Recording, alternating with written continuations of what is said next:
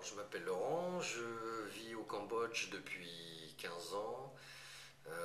Je suis franco-suisse cambodgien et j'ai découvert le Cambodge en 91 et j'ai une passion pour ce pays-là. Donc, après, je suis retourné au Cambodge m'installer et monter des circuits à caractère principalement découverte et aventure.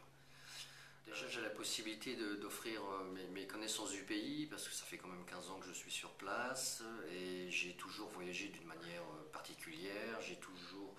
Je n'aime pas le tourisme de masse, donc je ne propose jamais de circuit purement classique. Euh, les points forts sont encore une fois le contact avec les locaux. C'est également la possibilité de sortir des sentiers battus, de voir des citadelles, des temples perdus dans la jungle et totalement méconnus. C'est observer un ibis géant qui est un oiseau en voie de disparition. Il y a un potentiel énorme dans ce pays que malheureusement les gens ne connaissent pas et c'est un peu ma mission.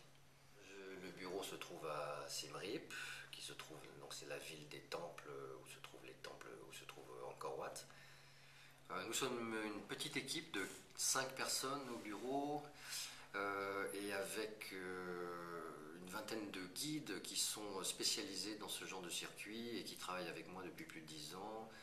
Il y a une formation chaque année, une formation des guides chaque année, ce qui permet d'offrir des services très particuliers comme la rencontre des voyageurs avec les Cambodgiens, partager les moments avec les Cambodgiens, que ce soit déjeuner, manger avec eux, mais également dormir chez eux. Il y a aussi une certaine logistique qu'on met en place puisque les nuits chez l'habitant, ce n'est pas simplement dormir dans des hamacs, il y a du matériel à disposition, des matelas, moustiquaires, draps, etc.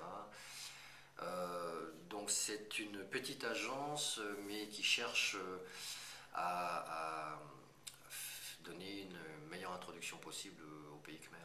Oui, la plupart de mes guides sont francophones, anglophones également et germanophones. Le Cambodge a la particularité d'offrir de multiples activités. On peut organiser des excursions en éléphant, en cheval. Il y a par exemple la drésine qui est très particulière, cette petite plateforme en bambou sur des rails qui permettent de découvrir la campagne et les rizières. C'est également du canotage, c'est également des kayaks, beaucoup d'activités très ludiques pour les enfants. J'ai moi-même 2 enfants de bas âge et c'est un pays idéal pour les familles.